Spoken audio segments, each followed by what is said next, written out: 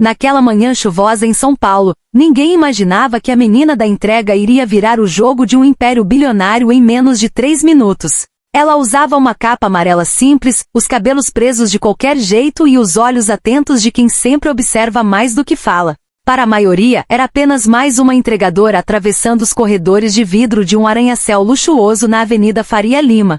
Para ele, o homem mais temido do prédio inteiro, ela ainda não era nada. Mas isso estava prestes a mudar. O edifício da Albuquerque e Brandão Investments era conhecido por abrigar decisões que movimentavam milhões antes do almoço. No último andar, atrás de uma porta de madeira escura e silenciosa, estava Augusto Brandão, um dos bilionários mais jovens do país. Autodidata, brilhante e impaciente, ele tinha construído sua fortuna apostando em tecnologia quântica aplicada ao mercado financeiro. E naquela manhã específica, algo não estava funcionando. Sobre a mesa de mármore branco, uma tela exibia uma sequência interminável de números, símbolos e gráficos. Era um algoritmo recém-desenvolvido que prometia prever oscilações do mercado com uma precisão inédita. Mas havia um erro, um detalhe mínimo que travava todo o sistema. 3 engenheiros já tinham tentado corrigir, 2 matemáticos haviam sido chamados às pressas. Nada.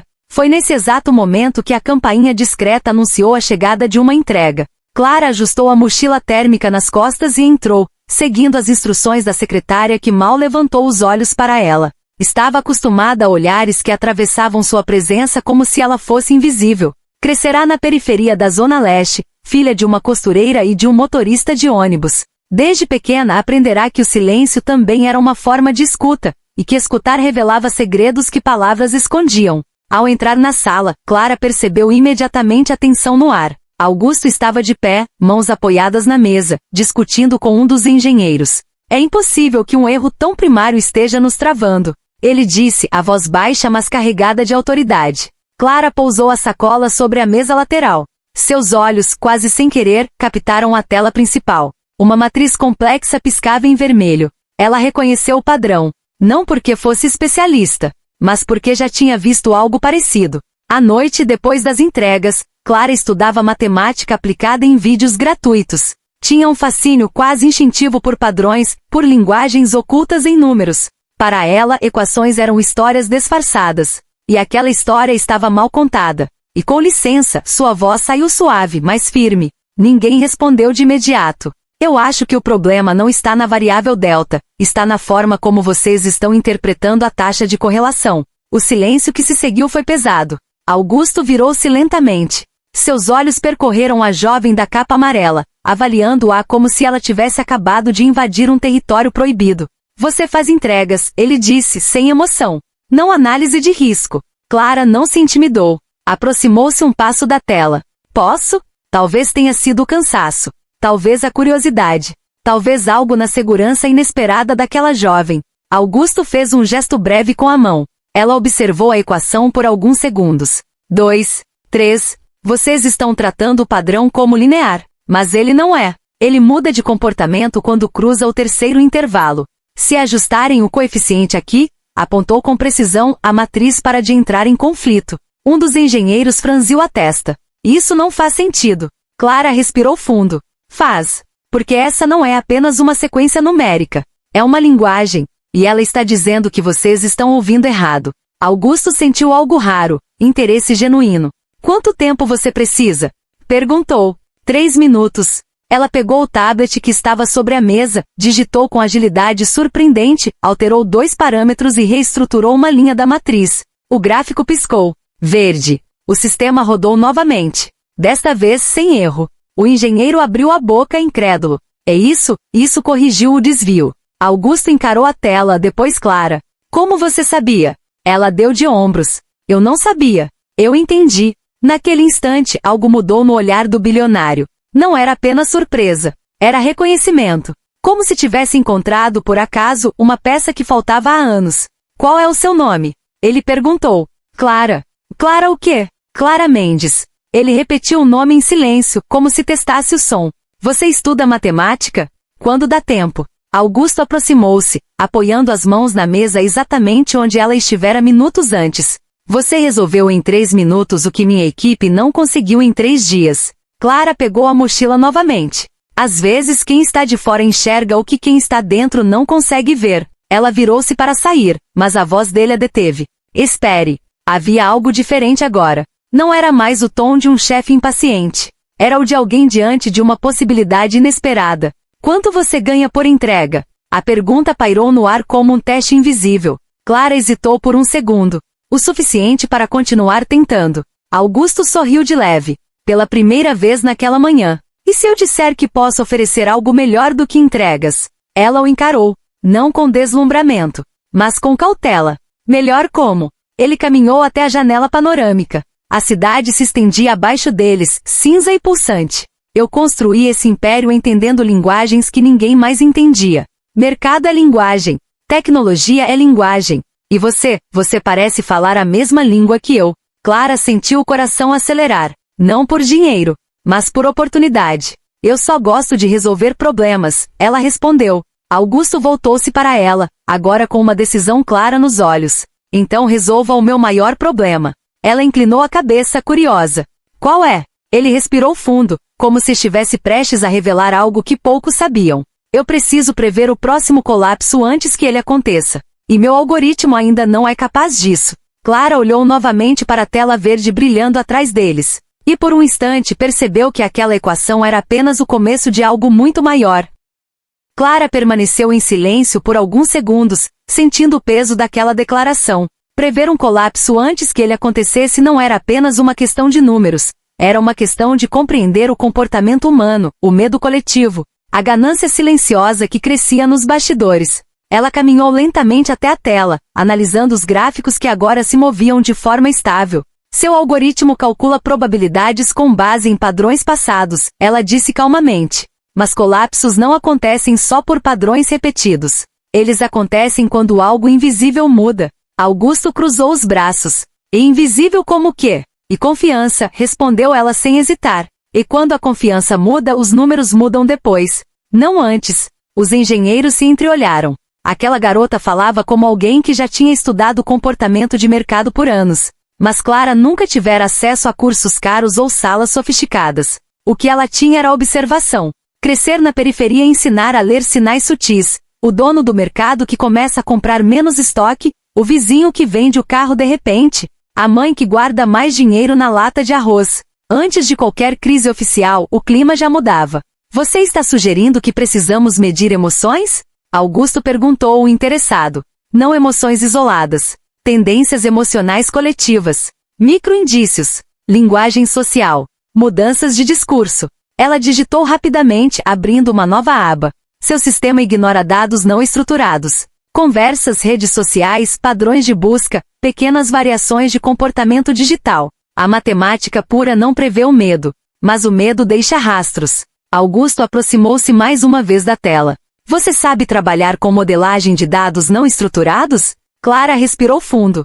Eu aprendo rápido. A confiança na própria capacidade não era arrogância, era sobrevivência. Ela aprenderá inglês sozinha ouvindo podcasts durante entregas longas. Aprenderá programação básica em um celular antigo, conectada ao Wi-Fi de uma praça pública. Sempre que alguém dizia que algo era difícil demais, ela entendia aquilo como um convite. Quanto tempo você levaria para adaptar o algoritmo? E Augusto perguntou. Para começar a testar hipóteses reais. 1 semana. Para ter algo funcional, talvez 1 mês. Os engenheiros murmuraram, céticos. 1 mês. Isso é um projeto de pelo menos 6 meses, disse um deles. Clara não desviou o olhar da tela. Se continuarem tentando resolver do mesmo jeito, sim. O silêncio voltou a dominar a sala. Augusto caminhou lentamente ao redor da mesa, avaliando não apenas as palavras dela, mas a postura, a calma, a ausência de deslumbramento. Ela não estava pedindo emprego. Não estava implorando oportunidade. Estava oferecendo solução. Você teria que largar as entregas, ele disse finalmente. Trabalhar aqui. Acesso total aos dados. Confidencialidade absoluta. Clara pensou na mãe costurando até tarde. No pai saindo antes do amanhecer. Pensou nas contas, na rotina exaustiva, na sensação constante de correr atrás do tempo. Eu não posso simplesmente largar tudo sem garantia, ela respondeu com honestidade. Augusto sorriu de leve. Eu não costumo oferecer garantias. Eu ofereço participação. Ela franziu a testa. Participação? Se você conseguir melhorar o algoritmo a ponto de antecipar movimentos críticos com margem superior a 15% do nosso modelo atual, Você terá participação nos lucros do projeto. Os engenheiros ficaram em choque. Augusto raramente dividia méritos. Clara percebeu a magnitude da oferta. Aquilo não era apenas um emprego. Era uma aposta. E se eu falhar? Ela perguntou. Então você volta a fazer entregas. Ele respondeu com naturalidade. Mas terá aprendido algo que poucos aprendem. Ela sorriu de canto. Eu nunca considero aprendizado como falha. Augusto estendeu a mão. Então temos um acordo? Clara olhou para aquela mão por um segundo que pareceu durar minutos. Não era apenas um gesto formal. Era a linha invisível entre dois mundos. Ela apertou a mão dele. E temos. Naquela mesma tarde, Clara recebeu um crachá temporário. Sentou-se em uma estação de trabalho improvisada ao lado da equipe técnica. Alguns olhares ainda carregavam desconfiança. Outros curiosidade. Ela começou pelo básico. Mapeou todas as variáveis do algoritmo original. Identificou onde os dados estruturados dominavam as decisões. Em seguida, criou um modelo paralelo para capturar tendências externas. Palavras-chave em alta, padrões de pesquisa incomuns, variações abruptas em fóruns específicos de investidores. Enquanto trabalhava, percebeu algo intrigante. Havia um ruído crescente em determinados setores tecnológicos. Pequenas empresas começavam a registrar queda sutil de confiança online. Nada alarmante, mas consistente. Ela chamou Augusto no fim do dia. Você já percebeu isso? Ele analisou o gráfico que ela projetou. São oscilações mínimas. São sementes, ela corrigiu. E sementes crescem. Ele observou em silêncio. Está dizendo que vem uma crise no setor? Não ainda. Mas está se formando algo. Se ignorarmos, pode virar avalanche. Augusto sentiu uma mistura de excitação e apreensão. Era exatamente esse tipo de leitura que ele buscava há anos, antecipação antes da evidência concreta. Continue, ele disse apenas. As horas passaram. O prédio esvaziou.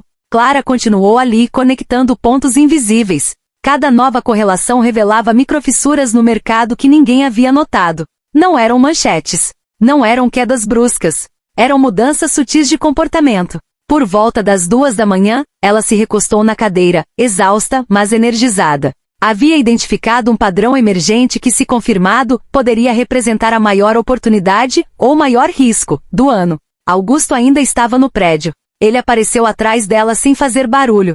Encontrou algo? Clara virou a tela em direção a ele. Eu acho que sim. Mas se eu estiver certa, isso não é apenas uma previsão. É um aviso. Ele inclinou-se para examinar os dados, o olhar cada vez mais atento. Um aviso de quê? Ela respirou fundo, sentindo o peso do que estava prestes a dizer. De que alguém já sabe que o colapso está vindo, e está se posicionando antes de todo mundo.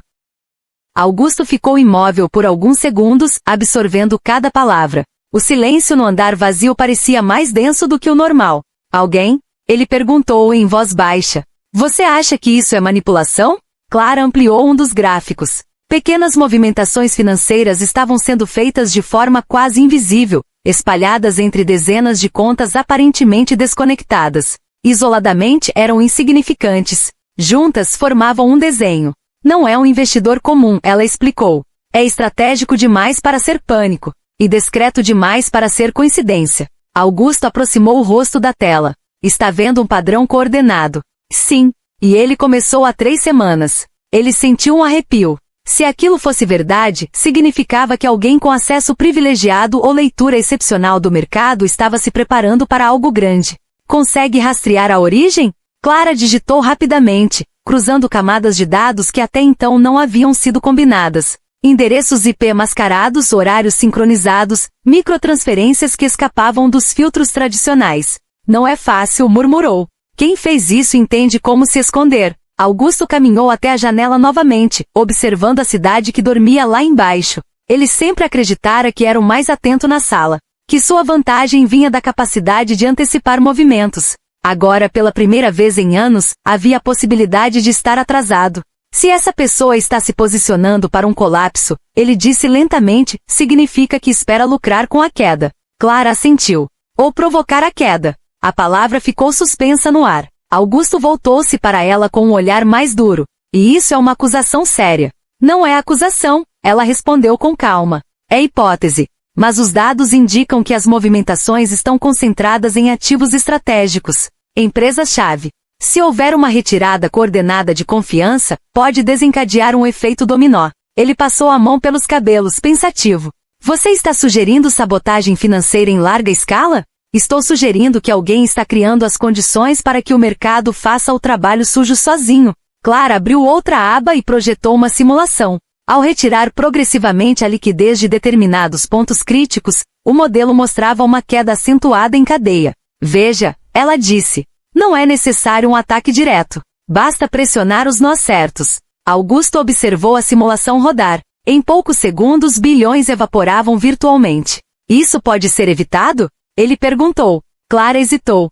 Se agirmos antes. Se reforçarmos os pontos vulneráveis. Ou se identificarmos quem está por trás disso. Ele a encarou. E você acha que consegue? Ela sustentou o olhar. Eu acho que consigo encontrar mais pistas. Mas preciso de acesso total às transações internacionais vinculadas às subsidiárias. Augusto não respondeu imediatamente. Aquilo envolvia informações altamente sensíveis, protegidas por camadas de segurança. Confia em mim? Clara perguntou sem desafio na voz, apenas objetividade. Ele refletiu por um instante que pareceu longo demais. Confiar sempre fora um risco calculado para ele. Mas ali, diante de evidências que sua própria equipe não enxergara, negar acesso poderia ser ainda mais arriscado. Vou liberar o necessário, disse por fim. Mas só você e eu saberemos do que estamos investigando. Clara concordou com um leve aceno. As horas seguintes foram intensas. Ela mergulhou em fluxos de capital que atravessavam fronteiras, passando por paraísos fiscais e empresas de fachada. Aos poucos, um nome começou a surgir repetidamente nos bastidores de holdings aparentemente distintas. Um fundo internacional pouco conhecido publicamente, mas com influência silenciosa em mercados emergentes. Clara ampliou os registros. Aqui, ela disse, chamando Augusto novamente. Ele aproximou-se. O que encontrou? Esse fundo está por trás de pelo menos 40% das movimentações suspeitas. E sabe o que é curioso? O quê? Ele começou a adquirir participações estratégicas em empresas concorrentes suas há 6 meses. Augusto sentiu o maxilar tensionar. E isso é impossível. Eu teria sido informado. As aquisições foram indiretas, fragmentadas, abaixo do radar. Ela clicou em outra aba, revelando o histórico de reuniões públicas e eventos do setor. E mais uma coisa, o CEO desse fundo esteve presente na conferência de tecnologia em Zurique no ano passado. Augusto franziu a testa. Eu também estava. Clara olhou para ele com atenção. Vocês se encontraram? Ele ficou em silêncio por um segundo. Houve uma conversa breve. Nada relevante. Talvez tenha sido mais relevante do que parecia. Augusto sentiu uma pontada de inquietação. Ele sempre fora cauteloso, mas nunca descartara totalmente a possibilidade de subestimar alguém. Está dizendo que ele pode estar mirando especificamente minha empresa? Clara não respondeu de imediato. Em vez disso, rodou outra simulação, agora incluindo as empresas vinculadas a Albuquerque e Brandão. O resultado foi mais alarmante do que o anterior. Se esse padrão continuar, ela disse suavemente, o colapso pode começar exatamente aqui. O ar pareceu ficar mais frio. Aqui? Ele repetiu. Sua empresa é um dos pilares do setor. Se houver instabilidade aqui, o mercado inteiro reage. Augusto apoiou as mãos na mesa, lembrando-se da manhã em que Clara havia corrigido a equação em 3 minutos. Agora, ela estava diante de algo infinitamente maior. Então não se trata apenas de prever um colapso. Ele disse. Trata-se de impedir que ele comece. Clara assentiu lentamente. E talvez de descobrir por que alguém quer que ele comece. Um novo alerta piscou na tela. Uma movimentação recente feita há poucos minutos. Clara ampliou o registro, o coração acelerando. E Augusto? Ele se aproximou imediatamente. O que foi? Ela apontou para a transação. Eles acabaram de aumentar a posição. Agora. O relógio marcava 13h47 da manhã. Isso significa que estamos no meio do jogo, ela sussurrou. Augusto sentiu a adrenalina percorrer o corpo. Pela primeira vez em muito tempo, não era ele quem estava conduzindo a estratégia. Ele estava reagindo. Consegue prever o próximo movimento? Perguntou. Clara analisou rapidamente os padrões recentes. Se seguirem a mesma lógica, o próximo passo será atingir o setor de infraestrutura digital. E isso vai acontecer nas próximas 48 horas. Ele respirou fundo. Então temos 48 horas para virar o tabuleiro. Clara encarou a tela mais uma vez, os números refletindo em seus olhos atentos. Não, ela corrigiu-o com uma calma surpreendente. Temos menos. Porque se eles perceberem que estamos rastreando, vão acelerar tudo. O silêncio que se seguiu foi diferente de todos os outros daquela noite. Não era tensão, era decisão. Augusto endireitou a postura, como se finalmente tivesse encontrado o tipo de batalha que sempre o motivara. Durante anos ele vencera competidores previsíveis, crises anunciadas, riscos calculáveis. Mas aquilo era diferente. Aquilo era invisível, estratégico, quase elegante em sua perversidade. E pela primeira vez ele não estava sozinho na linha de frente. O que você precisa? Ele perguntou direto. Clara não hesitou. Confiança total. E coragem para agir antes que o mercado entenda o que está acontecendo. Ele assentiu. Em poucas horas, enquanto a cidade ainda dormia, uma operação silenciosa começou. Diferente do ataque disfarçado do fundo rival, a resposta de Clara não seria baseada em confronto direto. Seria baseada em antecipação psicológica. Se o mercado reagia ao medo, então ela precisava neutralizar o medo antes que ele se espalhasse. Ela reorganizou posições estratégicas, fortaleceu ativos vulneráveis e, acima de tudo, iniciou uma movimentação pública cuidadosamente calculada. Ao amanhecer, Albuquerque e Brandão anunciou um investimento robusto e inesperado em infraestrutura digital sustentável, exatamente o setor que estava prestes a ser atingido. Não foi um anúncio comum, foi uma declaração de força. O mercado reagiu imediatamente. Analistas tentaram entender a ousadia. Concorrentes ficaram desconfortáveis. O fundo rival, ao perceber o movimento, teve que recalcular. Clara observava os gráficos em tempo real. Pequenas oscilações surgiram, mas não na direção prevista pelo ataque original. A narrativa havia mudado. E no mercado financeiro, narrativa é poder. Eles estão hesitando. Ela murmurou. Augusto acompanhava cada variação com atenção absoluta. Porque agora não tem certeza se estamos vulneráveis ou preparados. Clara virou-se para ele. Quem manipula precisa de previsibilidade. Se quebramos a previsibilidade, quebramos o controle. Horas depois, uma movimentação inesperada ocorreu do outro lado. O fundo começou a reduzir discretamente suas posições mais agressivas. Não era uma retirada total, mas era um sinal claro. O plano não estava mais seguro. Augusto deixou escapar um sorriso contido. Você virou o jogo. Clara balançou a cabeça. Não. Só mudei a equação. O dia avançou. A tensão foi dando lugar a uma estabilidade gradual. O colapso que parecia iminente começou a se dissipar como uma tempestade que perde força antes de tocar o solo. No fim da tarde, o mercado fechou sem a avalanche prevista. Não houve pânico. Não houve dominó. O ataque silencioso foi neutralizado antes de se tornar manchete. Dentro do último andar do prédio, a equipe finalmente compreendeu a dimensão do que havia acontecido. A menina da capa amarela, a entregadora invisível, tinha lido uma linguagem que ninguém mais percebeu. Não apenas resolveram uma equação em 3 minutos, ela evitaram um colapso em 48 horas. Augusto chamou Clara até a janela panorâmica novamente. A cidade agora brilhava sob o pôr do sol, viva, pulsante, indiferente à batalha invisível que quase mudará seu destino econômico. Sabe o que é mais impressionante? Ele disse, olhando para o horizonte. Não foi sua inteligência. Foi sua perspectiva. Clara cruzou os braços levemente. Perspectiva? Eu sempre procurei mentes brilhantes formadas nas melhores universidades, treinadas para pensar como o mercado pensa. Você pensa como o mundo pensa. E o mercado é apenas um reflexo do mundo. Ela ficou em silêncio por um momento. Crescer onde eu cresci ensina a perceber quando algo está prestes a quebrar. Antes do barulho, há sempre um silêncio diferente. Augusto riu baixo. Talvez seja por isso que você ouviu o que ninguém ouviu. Naquela noite, ele cumpriu sua promessa. Clara não apenas recebeu participação no projeto, tornou-se oficialmente parte da liderança estratégica da empresa. Mas, mais do que um título ou dinheiro, o que mudou foi a dinâmica do poder. Os engenheiros que antes a olhavam com desconfiança agora pediam sua opinião. Analistas experientes aguardavam suas leituras de tendência. E Augusto, o bilionário que sempre comandará sozinho, agora dividia decisões. Sem alarde, sem manchetes escandalosas, algo maior havia acontecido. O império não foi salvo apenas por capital, mas por visão. Dias depois, surgiram rumores discretos de que o Fundo Internacional havia redirecionado sua estratégia para outros mercados. Não houve confirmação pública. Não houve confronto direto. Apenas um recuo silencioso. Clara voltou por um instante à rua onde fazia entregas. Não para trabalhar, mas para caminhar. Observou o movimento das pessoas, os vendedores ambulantes, os ônibus lotados. Ali estava a verdadeira linguagem do mundo. Caótica. Imperfeita. Humana. Ela sorriu ao lembrar da primeira vez que entrou naquele arranha-céu como alguém invisível. Às vezes, a diferença entre anonimato e impacto não é oportunidade, é compreensão.